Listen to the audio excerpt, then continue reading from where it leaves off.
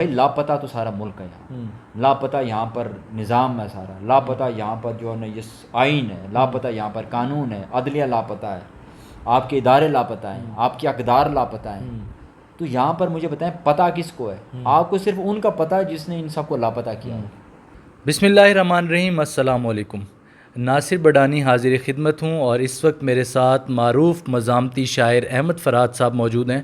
احمد فرات صاحب، بتائیے گا، یہ اب جس طرح سے پروپوگنڈا کیا جا رہا ہے سوشل میڈیا پہ، پنجابیوں کو بلوچوں کے خلاف لڑوایا جا رہا ہے، اور یہ تک چیزیں کی جا رہی ہیں کہ ان کے کاروبار بند کر دو، یہاں پہ پنجاب میں جو لوگ مزدوری کرنے ہیں ان کو مارو.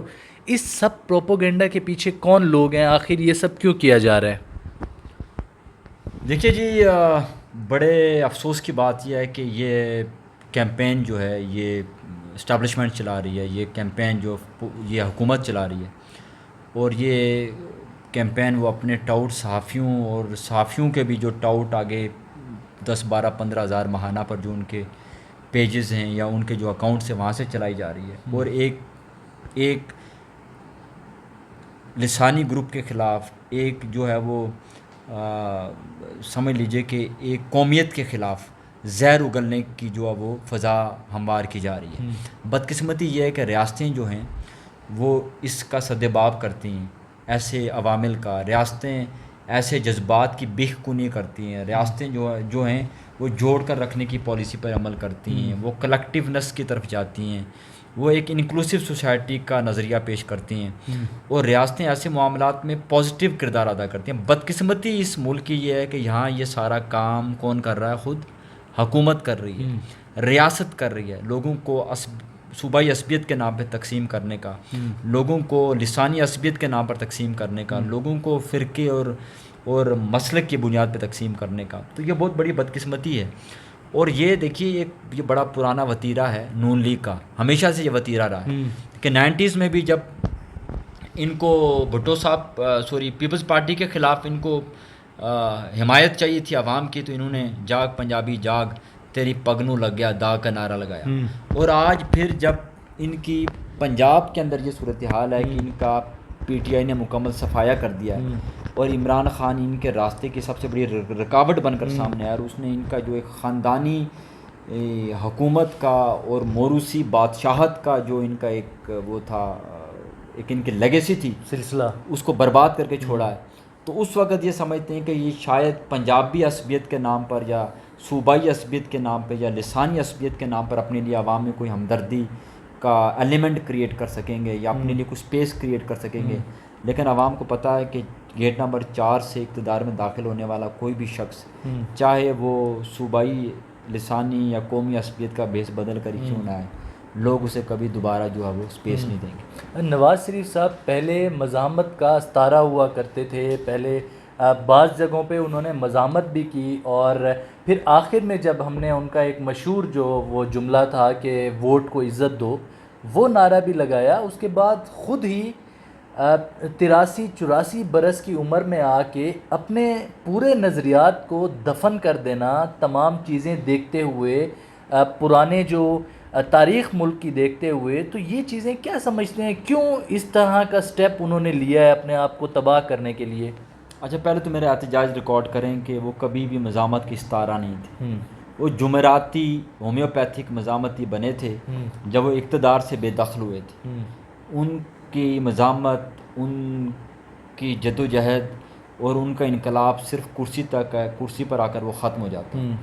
ٹھیک ہے، پہلے تو یہ آپ پلیز کریکٹ کیجئے کہ he was never a symbol of resistance. ٹھیک ہے، وہ کبھی بھی نہیں تھے. ہاں، تھوڑی بہت شرم انہوں نے دکھائی تھی یہ پی ڈی ایم کے اس افریت سے پہلے، اور وہ بھی صرف پرانی تنخواہ پر جو ہے وہ بحالی کے لیے تھی گیٹ نمبر 4 پہ. وہ ان کو جو ہی ملی، اور ان کی کل سیاست یہ تھی کہ وہ مرنے سے پہلے اپنی بیٹی کو جو ہے وہ وزیر اعلیٰ کی کرسی پر دیکھنا چاہ رہے تھے، وہ انہوں نے دیکھ لیا، اور ان کے پاس دو آپشن تھے، یا وہ اپنی سیاست اور اپنی لیگیسی بچاتے، اپنی روایت بچاتے، اور کم از کم شریف خاندان کو سیاست میں رہنے جوگا چھوڑتے، منہ دکھانے جوگا چھوڑتے۔ انہوں نے کہا یار ہماری زندگی کا تو پتہ نہیں ہے، ہم نے بڑے مزے لے لیے، بڑا اقتدار دیکھ لیا، بڑی کرسیاں دیکھ لیں، بہتر یہ ہے کہ چونکہ حالات تو بیٹی کے بننے کے نہیں ہیں، تو مرنے سے پہلے یا یہ زندگی کی اننگز ختم ہونے سے پہلے اللہ انہیں لمبی زندگی دے، کیوں نہ بیٹی کو ایک دفعہ وزیر اعلیٰ دیکھ لوں اور بھائی کو دوسری دفعہ وزیر اعظم دیکھ لوں۔ تو بس یہ ساری گیم تھی۔ اچھا، پہلے عام لوگ اغوا ہوا کرتے تھے، جبری طور پر گم شدہ ہوا کرتے تھے، لوگوں کو جو ہے وہ ماورائے عدالت قتل بھی کر دیا جاتا تھا۔ اب یہ کیسا دور آ چکا ہے کہ اب ججز بھی لاپتہ ہو رہے ہیں، سرگودا کے جو دہشت گردی کی عدالت کے جج جو ہے وہ لاپتہ ہیں، لیاقت چٹھا جو ڈی سی راولپنڈی تھے وہ لاپتہ ہیں۔ اب جو ہے وہ اس طرح کے لوگ لاپتہ ہونا شروع ہو گئے ہیں۔ کیا سمجھتے ہیں ملک کے حالات کس طرف جا رہے ہیں؟ دیکھیے ہمارا نا ایک نیکسس ہے، وہ نیکسس کام کرتا ہے، اس میں اسٹیبلشمنٹ، حکومت، اشرافیہ میں عدلیہ کے ساتھ آپ بیوروکریسی سارے موجود تھے۔ اب پاکستان بدل رہا ہے، میں ہمیشہ ایک بات کہتا ہوں، اور آپ یہ دیکھیں کہ یہ چیز چڑیل نے اپنے بچے کھانا شروع کر دی، یعنی جو جج ان کی سہولت کاری کرتے تھے، ماشاءاللہ آج ایک جج اٹھا لیا، وہ لاپتہ ہو گیا۔ کمشنر ان کی سہولت کاری کرتے تھے، اس کمشنر نے ضمیر کی آواز پہ بات کی، بیچارہ چٹھا، وہ انہوں نے غائب کر دیا۔ اب فوجی انہوں نے پکڑ کے اندر ڈال، سابق فوجی پکڑ کے اندر ڈالنا شروع کر دیا، چڑیل اب اپنے بچے کھانے لگی ہے، وہ وقت یہاں پر اس ملک میں آ گیا۔ ایک اور نام بھول گیا ہوں، جو ڈپٹی سپرنٹینڈنٹ اڈیالہ جیل ہیں، وہ عمران خان کی حمایت کے الزام میں ان کو بھی جو ہے وہ جبری طور پر گمشدہ کر دیا گیا ہے، اور آج نوٹس بھی ان کے گھر تجسمہ کر دیا گھر چھوڑنے کا۔ خیر یہ تو اب تو میں نے آپ سے کہہ دیا نا کہ اس فسطائیت اور بربریت کی اتنی مثالیں کہ کوئی نیا واقعہ جو ہے، کوئی نئی خبر جو ہے اس کی طرف دھیان ہی نہیں جاتا، چونکہ اتنا زیادہ گند ان لوگوں نے پہلے سے مچا لیا۔ تو آپ کوئی بھی خبر، آپ کو خبر یا کوئی بھی بات آپ کو نئی بات نہیں لگتی، چونکہ اس کے پیچھے مثالیں اتنی زیادہ موجود ہیں۔ اب آپ نے کہا کہ لاپتہ کر دیا، بھائی لاپتہ تو سارا ملک ہے یہاں، لاپتہ یہاں پر نظام ہے سارا، لاپتہ یہاں پر جو ہے نا یہ آئین ہے، لاپتہ یہاں پر قانون ہے، عدلیہ لاپتہ ہے، آپ کے ادارے لاپتہ ہیں، آپ کے اقدار لاپتہ ہیں۔ تو یہاں پر مجھے بتائیں پتہ کس کو ہے؟ آپ کو صرف ان کا پتہ ہے جس نے ان سب کو لاپتہ کیا ہے، باقی everything is missing, everything is enforce disappeared. ہر چیز جو ہے نا وہ کسی نہ کسی کی حراست میں ہے، وہ میں بھی حراست میں ہوں، آپ بھی حراست میں، میڈیا حراست میں ہے، قانون حراست میں، عدالتیں، جج، سب کچھ، ایوری بڈی۔ تو جب ہر چیز حراست میں ہے تو کیا پتہ اور کیا لاپتہ؟ ہم سارے لاپتہ ہیں۔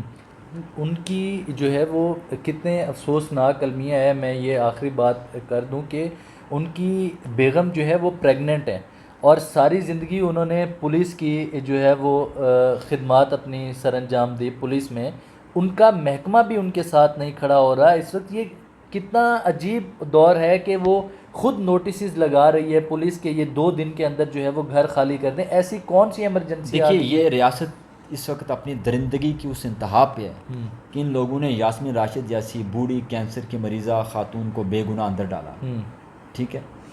ریاست اپنی بربریت کی اس انتہا پر ہے کہ آپ نے یہاں دیکھا کہ کس طرح سے یعنی کہ ممبران قومی اسمبلی اغوا ہوتے ہیں، اور ایسا لگتا ہے جیسے کوئی بلی چوزا اٹھا کر لے کے جاتی ہے، آپ کو پتہ نہیں چلتا۔ ریاست درندگی کی اس انتہا پر ہے کہ آپ نے دیکھا کہ کیسے جو ہے وہ سیاسی لوگوں کے گھروں میں گھس کر کیسے توڑ پھوڑ کی جاتی ہے۔ آپ نے عثمان ڈار کی والدہ کے ساتھ ان لوگوں نے، ریحانہ ڈار کے ساتھ ان لوگوں نے کیا کیا، اور یعنی کہ اب تو ان کی درندگی کی اتنی مثالیں موجود ہیں کہ میں اگر آپ کو مثالیں دیتا جاؤں تو اگلے 10 گھنٹے گزر جائیں گے۔ میں نے کہا نا آپ کوئی بات نئی بات نہیں لگتی کہ ڈپٹی سپرنٹینڈنٹ جیل کی پریگننٹ بیوی کے ساتھ یہ کیا کر رہے ہیں، اور بھائی یہ کون سا پہلا واقعہ ہے؟ آپ نے دیکھا نہیں کہ 9 مئی کے بعد جو بربریت اس ملک میں ہم نے دیکھی، جو سیاسی انتقام ہم نے دیکھا، جو ریاستی فسطائیت ہم نے دیکھی، تو یہ تو اب روز کی بات ہے۔ وہ ایک شعر ہے کہ اتنے یکساں ہیں میرے شہر کے سارے حالات، صرف تاریخ سے اخبار بدل جاتا ہے۔ تو ہمارے حالات روز کے ایسے ہیں۔